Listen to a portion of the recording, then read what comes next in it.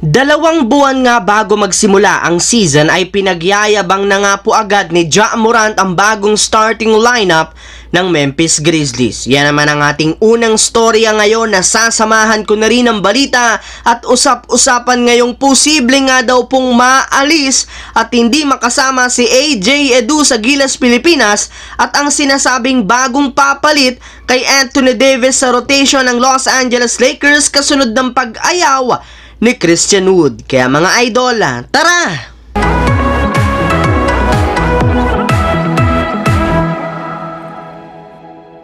Bagamat man nga po nakuha ng Memphis Grizzlies last season ang ikalawang pwesto sa standings ng Western Conference, hindi pa rin naman nga ito naging sapat para makapasok sila sa NBA Finals matapos silang malaglag agad sa first round ng playoffs sa mga kamay ng Los Angeles Lakers. Kaya dahil nga po sa nangyaring iyan ay nakapagdesisyon na nga po ang kanilang team na gumawa ng malalaking pagbabago sa kanilang lineup sa pagtanggal nila sa kanilang mga dating players at sa pagkuha ng mga bagong malalaro sa pamamagitan ng trade at free agency market. At matapos nga po ang kanilang mga move na nagdaang linggo ay sa wakas nakabuo na nga sila sa kalagitnaan ng off-season ng bagong starting lineup na kinabibilangan ni Ja Morant, Marcus Smart, Desmond Bane, Jaren Jackson Jr. at si Steven Adams. Ayon pa nga po kay Ja Morant, naniniwala nga po siya na sa pamamagitan nga po ng kanilang bagong lineup ngayon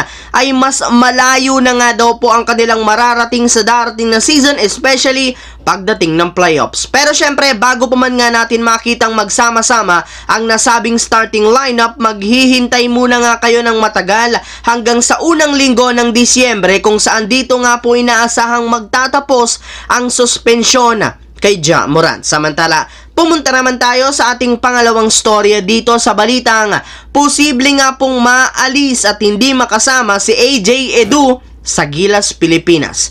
13 araw mga idol ang natitira bago magsimula ang 2023 FIBA World Cup. Hindi pa rin naman inaanunsyo ng SBP ang mapapabilang sa kanilang Final 12. Yes mga idol, kasalukuyan pa rin naman nga pong pinag-iisipan ni Coach Chot Reyes kasama na ang kanyang coaching staff kung sino-sino ang kanilang ipanglalaban. Kaya marami nga po ang mga pwedeng mangyari sa lineup ng Gilas Pilipinas. At isa nga po dyan ay ang posibilidad na hindi pagkakasali dito ng kanilang batang player na si AJ Edu.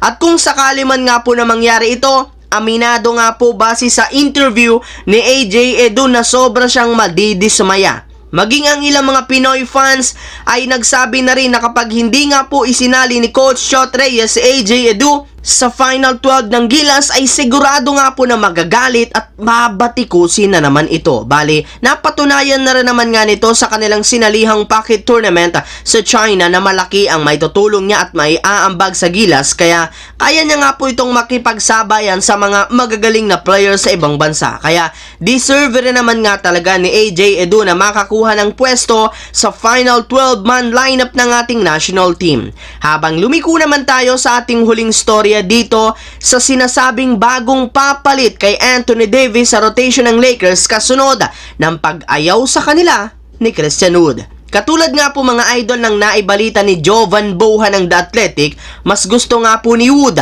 na pumunta sa Miami Heat. Kaya wala nga pong ibang pagpipilian ang Lakers kundi maghanap na lamang ng bagong sentro na available na sa free agency. At base nga po sa pinakahuling ibinulgar na balita ni Jovan Boha, si Bismack Biyombo nga daw po ang nangungunang free agent big man na balak kunin at papirmahin ng Lakers. Bale, bagamat hindi ganun kahusay pagdating sa opensa, malaki rin naman nga po ang maitutulong nito pagdating sa depensa at rebounding na maaari nilang gamitin bilang bagong kapalitan ni Anthony Davis sa kanilang frontcourt rotation bukod kay Jackson Hayes.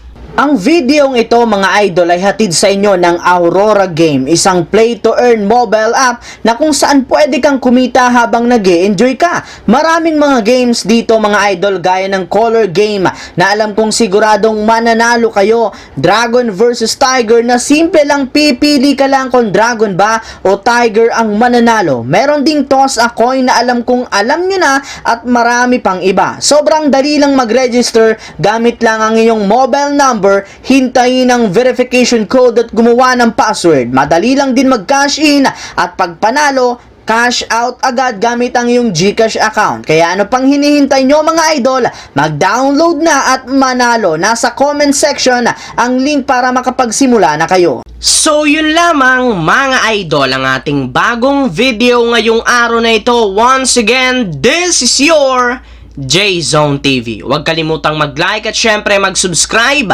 Pindutin ang notification bell sa akin channel para lagi kayo maging updated at laging ma-notify sa mga videos na pinapalabas ko. Shoutout sa lahat ng solid na lagi nakaantabay at laging nanonood dyan. Thanks for watching mga idol. Hopefully, nag-enjoy kayo ngayon.